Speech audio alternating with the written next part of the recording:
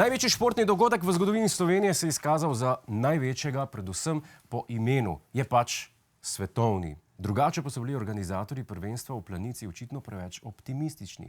Dajmo si pogledati utrip v bližnji Kranjski Gori. Tako obisk je bil včeraj, v redu, do zdaj ni bilo neki obiska, ampak je bolj v večernih urah. Čez dan je prazno. Zdaj prve dneve je bilo tu kar slabo obiskano. Bomo videli, kako pa razplet na koncu. V Planici so pričakovali tole, lepo držim, tole, potem pa se je izkazalo, da bi lahko precej prišparali pri postavitvi tribun za gledalce.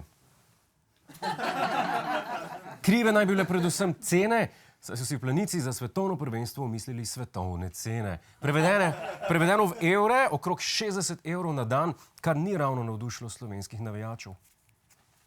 Lahko bi pa mogoče majčkeno znižali, da ne udarijo toliko po družinskih proračunih. Ja, za krat 3, krat 4 je to hitro 200 evrov, ja, mogoče malo preveč. Mogoče je res malo preveč, da bi gledali, kako Norvežani pa Švedi tekmujejo v smučarskem teku.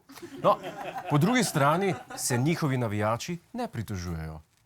We are big fans of Nordic skiing, so we bought tickets.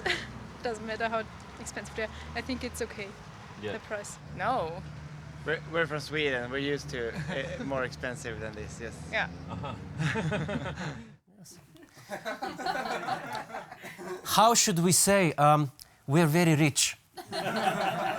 Drugač pa verjamem, da je na Švedskem vse dražji, razen v Ikeji.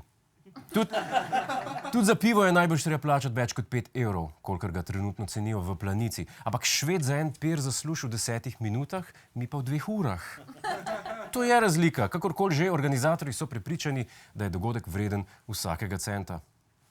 Poleg spremljevalnega programa je tukaj potrebno poudariti, da gre za dogodek generacije, da gre za svetovno prvenstvo, ki ga nikakor ni zaenačiti z zaključkom pokala v Planici, ki bo konec marca, da gre tukaj za edinstveno priložnost, da podpremo naše športnike.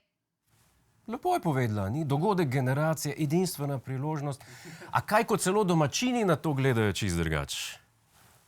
Ni to ta pravo vzdušje, kot za Planico, ta resno Planico, ko prihaja kasneje. Ja, vzdušje ni ta pravo, pa temperature še tudi niso ta prave za piknik pod poncami. Samo da se osvežimo spomin, poglejmo, kako je bilo na ta pravi, resni Planici pred slabim letom. Ob 4 zjutraj smo se zbrali, prišli smo sem ob 6:30 in to je to, pojedli, zdaj pa pijemo naprej. Danes je najboljši dan, da bomo zmagali. Junaki Planice letijo kot nebo in slavo Planice v širni svet neso.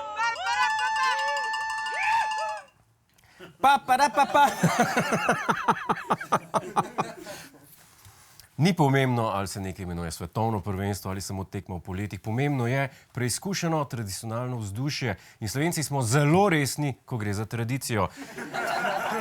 Ki pa se pri 5 evrih za pir konča. Žal. Hej, preden greš, klikni tukaj in se naroči na naš YouTube kanal. Imamo pa tudi TikTok, Instagram in Facebook. Tako da, le urno.